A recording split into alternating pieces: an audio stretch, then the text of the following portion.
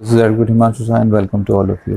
NRI marriage करने के लिए क्या प्रोसीजर होता है, क्योंकि जब एनआरआई मैरिज करते हैं तो उसके अंदर दो कंडीशंस होती हैं। एक तो जो इंडिया का है, दूसरा जो रहने वाला है, दूसरा पार्टनर है वो फॉरेन के होते हैं। तो जब एनआरआई मैरिज आप करते हैं तो उसके क्या क्या प्रोसीजर हैं जो आप जिस चीज़ को आप फॉलो कर सकते हैं, किस किस तरह से आप कर सकते हैं। सेम रिलीजन है अगर दोनों का तो कैसे कर सकते हैं, डिफरेंट रिलीजन है तो किस तरह से कर सकते हैं। तो इस वीडियो के अंदर हम आपको पूरा इसके बारे में बताएंगे।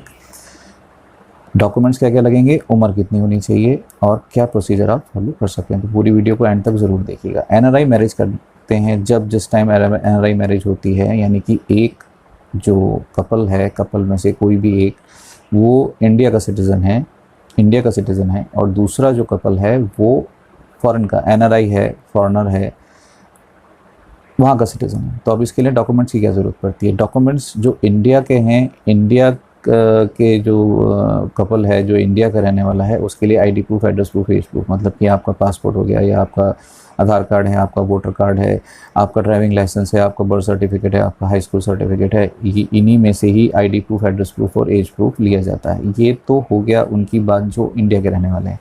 अब बात करते हैं जो फॉरेनर हैं, बाहर के रहने वाले हैं। अगर वो बाहर के रहने वाले हैं, उनकी नेशनलिटी ऑब्वियसली बात है बाहर की होगी। अगर वो बाहर के रहने वाले हैं जिसकी नेशनलिटी बाहर की है, उनके लिए सबसे पहली जो ज़रूरत उसके अंदर पड़ती है वो पड़ती है आपके एम्बेसी से एनओसी। एनओसी क्या होती है? No objection certificate. No objection certificate के अंदर अगर उसके अंदर आपका स्टेटस आ जाता है कि आपकी एम्बेसी आपके जो कंट्री है उसको रिप्रेजेंट करती है इंडिया के अंदर या कहीं पर जिस भी जगह वो एम्बेसी है, तो वो आपको वहाँ से एक नो ऑब्जेक्शन सर्टिफिकेट देते हैं जिसके अंदर ये वेरीफाई हो जाता है कि आपको वो अलाउ कर रहे हैं यहाँ के रेजिडेंस से शादी करने के लिए। अब इसके अंदर दो चीज़ें और आ जाती हैं। अगर कोई बाहर का रहने वाला है और मान लीजिए कि अगर वो शादीशुदा है या डाइवोर्सी है, शादीशुदा है तो नहीं होगी क्योंकि क्लियरेंस नहीं मिलेगी एम्बेसी से। उनके पास पूरा रिकॉर्ड रहता है कि ऑलरेडी शादीशुदा है, मैरिड हैं या डाइवोर्सी हैं। अगर डाइवोर्सी हैं तो उनको परमिशन मिल जाती है, उनको सर्टिफिकेट मिल जाता है। साथ ही अगर उनका डाइवोर्स हुआ है, क्योंकि जब आप एनओसी लेंगे तो उस एनओसी के अंदर स्टेटस जो है डाइवोर्सी का आ सकता है। कुछ एम्बेसीज ऐसा मेंशन करके देती हैं, कुछ एम्बेसीज जो हैं क्लियरली लिख देती हैं कि आप शादी कर सकते हैं, सिर्फ इतना। कुछ लिखती हैं कि इनका status as per hour record divorcee है। तो दोनों ही कंडीशन में अगर आप डाइवोर्सी हैं, कोई भी फॉरेन का रहने वाला अगर डाइवोर्सी है, इवन इंडिया का भी डाइवोर्सी है, अगर बाहर का भी है, तो डाइवोर्स डिक्री की ज़रूरत होती है। तो सबसे पहला जो फॉरेनर है, जो एनआरआई हैं, जो बाहर के हैं, अगर उनको डॉक्यूमेंट्स की बात करें तो सबसे जो मेन डॉक्यूमेंट है उनका एम्बेसी से एनओसी है।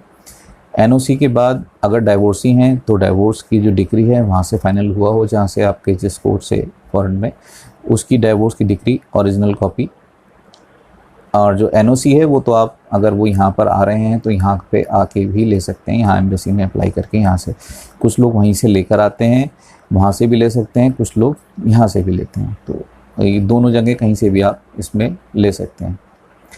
दूसरा, अब उनके और आईडी प्रूफ की क्या ज़रूरत पड़ेगी। उनके जैसे बाहर रहते हैं तो उनके पास डीएल होगा। मोस्टली अधिकतर कंट्रीज़ के अंदर डीएल ही सबसे बड़ा आईडी और एड्रेस प्रूफ माना जाता है।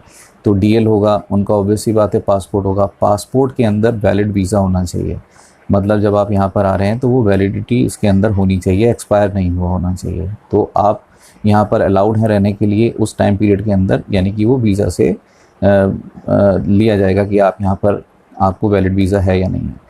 तो एक बात हो गई ये। दूसरा, अलग अलग कंट्रीज़ के वीज़ा जो एनओसी देते हैं उनके अलग अलग प्रोसीजर। जैसे यूके के अंदर है, वो एम्बेसी से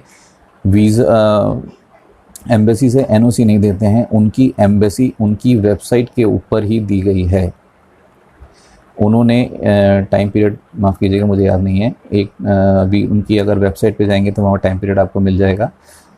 उसके बाद से उन्होंने एनओसी देना जो है, मतलब हार्ड कॉपी देना बंद कर दिया है। उनकी सॉफ्ट कॉपी है जो कि उनकी वेबसाइट पे ही अवेलेबल होती है और वही एनओसी चलती है मैरिज के लिए, रजिस्ट्रेशन के लिए। अब बात इसके अंदर करते हैं कि कौन कैसे मैरिज कर सकता है।